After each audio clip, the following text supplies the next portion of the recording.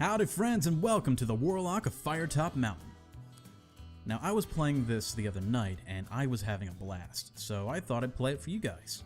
Let's start a new journey. Now I was playing as Alexandria Blackhand, but I think today we're going to go with Aaron Gottspeed. Born in Fang many moons ago, Aaron is seen as a hero to the locals there. His approach in battle is simple and direct, charge forward, chopping left and right with such force and speed so as to quickly put his enemies off balance. Should they manage to sneak a blow in under this onslaught, it will likely brush off Aaron's impressive physique as if it were a scratch. How Aaron's mother, a diminutive seamstress, managed to produce such a gigantic warrior is anyone's guess. One popular theory is that giant's blood runs in his veins through some distant ancestor. He's illiterate but fearsome. Now he's got attacks that he can do either adjacent or in front of him, or all three spots, or two to the top. So he's got a lot of attack options, and I'm going to pick him. It looks like he'd be fun. So let's travel to the mountain.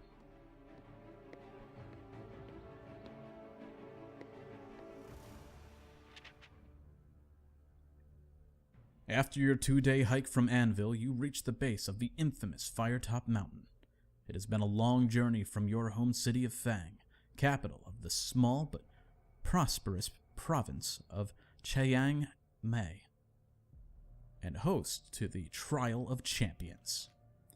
You dream of winning the trial, a grueling challenge to the death. Its reward a purse of 10,000 gold pieces. However, you must train your body and mind to their peak in preparation for the event. You have heard tales of a beast similar to one allegedly found in the Trials of Champions that reside in the mountain, a man of immense strength who had the head of a bull. Slaying him would surely make for excellent training. The villagers also whisper timidly about the fearsome Warlock of Firetop Mountain, a cruel warlock whose fortune is built on the slaughter of innocent citizens. You feel duty-bound that if you happen across this unholy sorcerer, you will do all in your power to destroy him. You approach a cave, a known entrance used by a local band of orcs. Your hand grips the hilt of your sword as you consider what challenges may lie ahead. Your adventure starts here. Peer into the gloom. You see dark, slimy walls with pools of water on the stone floor in front of you. The air is cold and dank.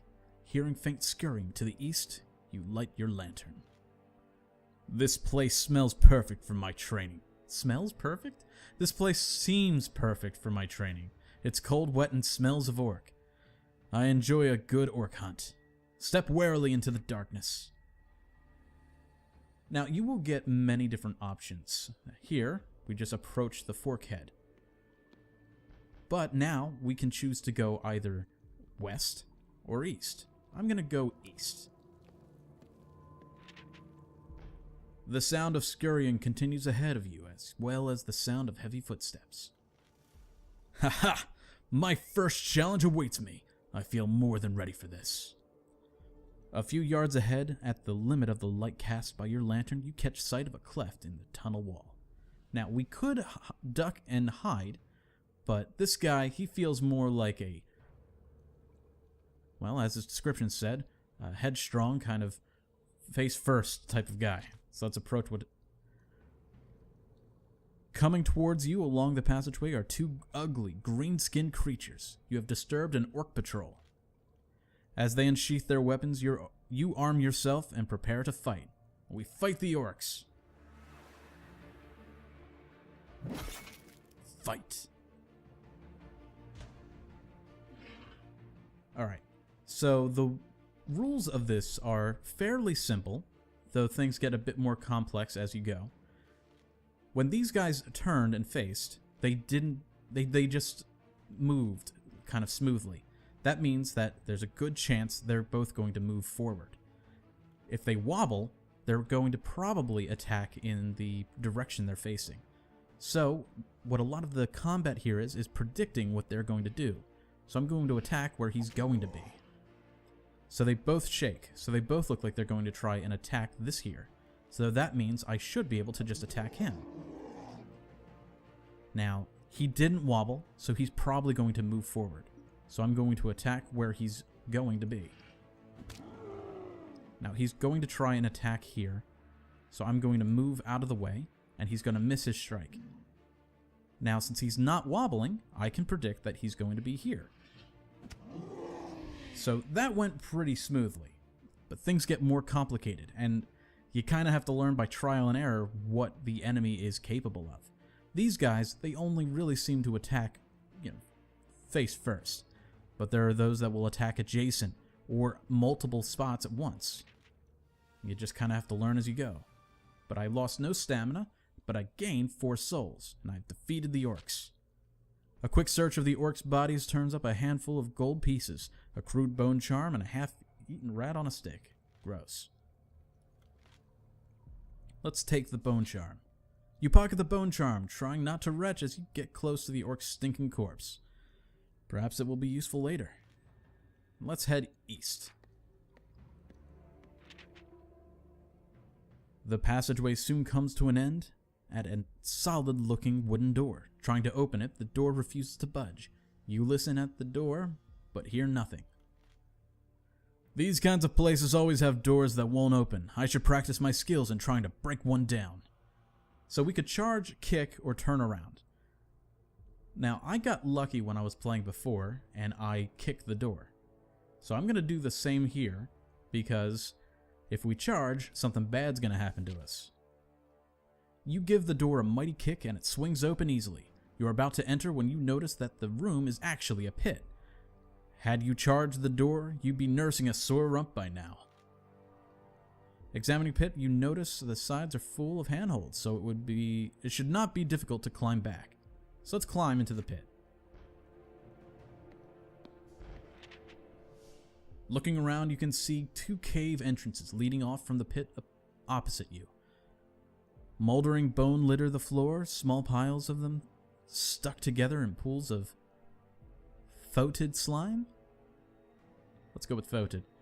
Correct me if I'm wrong. Enter the cave to the left, try the cave to the right. Let's go to the left. You enter a small cave with slime dripping from the rough rock walls. A sickly sweet smell assaults your senses as you enter. It is the smell of rotting meat. The remains of rats and even a half-eaten goblin line one corner. In another is a large joint of meat. It looks like whatever is using this place as a larder is saving this choice haunch of giant aardwolf for later. That meat could come in useful if I need to feed a hungry something. Let's take the meat. Although you don't fancy eating it yourself, it might prove to be of use to you somehow elsewhere. You pick it up and put it in your pack. You leave the cave and return to the central pit. Let's investigate. Let's investigate the other cave. The first thing that hits you as you approach the cave is the stench and unpleasant melange of mushrooms and rotting meat. Whatever was nearby, you sense that it was not strayed far from its home. I sense something quite nasty in this room. I must be on my guard. Let's survey the murky cave. As you peer deeper into the gloomy cave, you suddenly see a pair of evil-looking eyes appear from the darkness. A slime beast lurks within and has spotted you. 2 hideous slime zombies, previous adventurers reanimated by the slime, who have emerged from the goo. They shamble towards you with one sole purpose. The slime beast, meanwhile, launches itself at you with its powerful hind legs. Let's fight the monsters. Fight. This is gross. Gross. Now, I'm pretty sure these guys have different ways of attacking.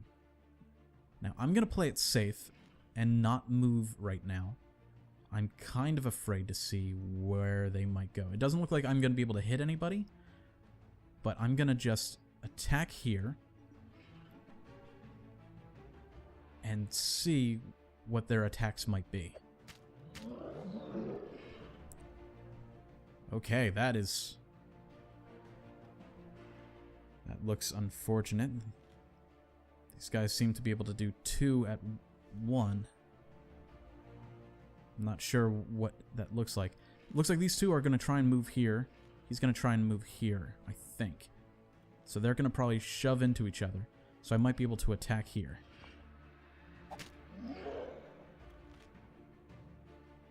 Alright, so I think they're both going to attack, and I think he's going to attack the 3 in front.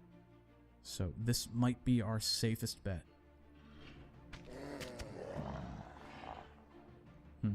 Well, maybe they just attack adjacent.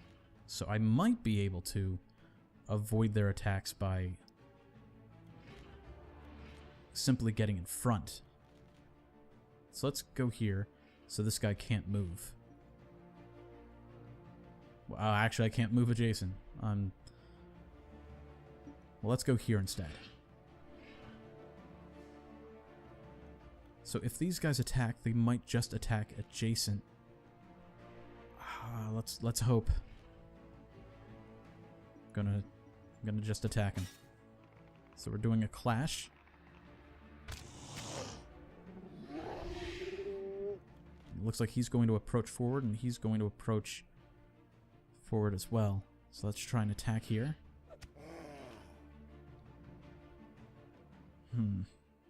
There doesn't look like there's going to be a safe way to do this, so let's just try and get rid of him.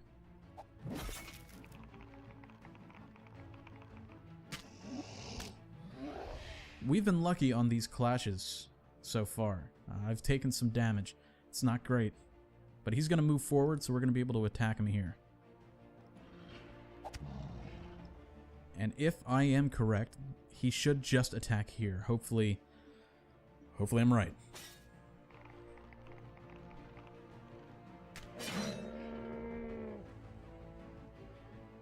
I think he's going to move up there, so that should give us an advantage. Alright, good. We are victorious, but we lost 4 stamina. That's not great. Gained 6 souls. You've defeated the monsters. The creature's dead. You wipe the disgusting ichor that passes for their blood from your weapon and investigate. Apart from sticky pools of acidic slime and various mounds of other, although more unpleasant materials, there is nothing of interest here. Leave the slime beast's lair. And let's leave the pit altogether. I think we'll stop there for now. Next time, I think we're going to pick up where we left off. Thanks for joining me.